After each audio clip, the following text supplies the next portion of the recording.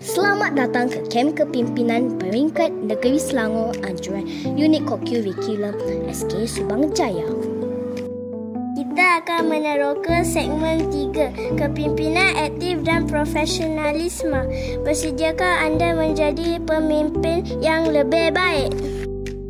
Apa itu kepimpinan? Kepimpinan ialah proses membimbing ahli kumpulan dalam mencapai matlamat bersama-sama tanpa memaksa ahlinya.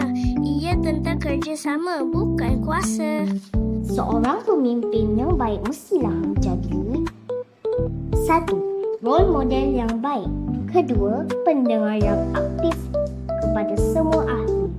Nombor 3. Bijak menyelesaikan masalah yang kreatif dan adil. Skop kerja pemimpin.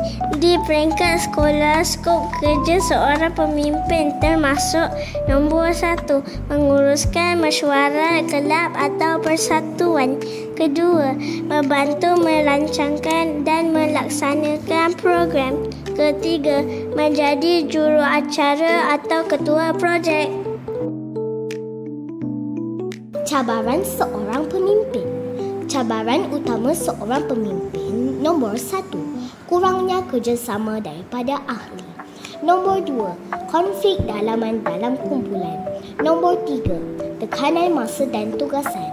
Ingat, cabaran ini adalah peluang untuk anda berkembang. Tips menghadapi cabaran. Tips untuk menghadapi cabaran.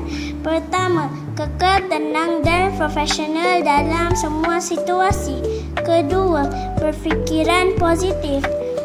3. Dapatkan nasihat guru. Seperti kata pepatah English, misunderstandings happen. The more you understand others, the better you'll be. Sikap yang perlu ada pada pemimpin. Nombor 1.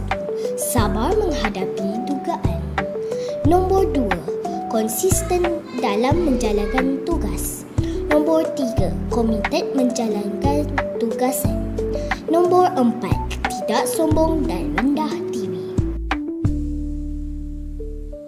Profesionalisme pemimpin pelajar.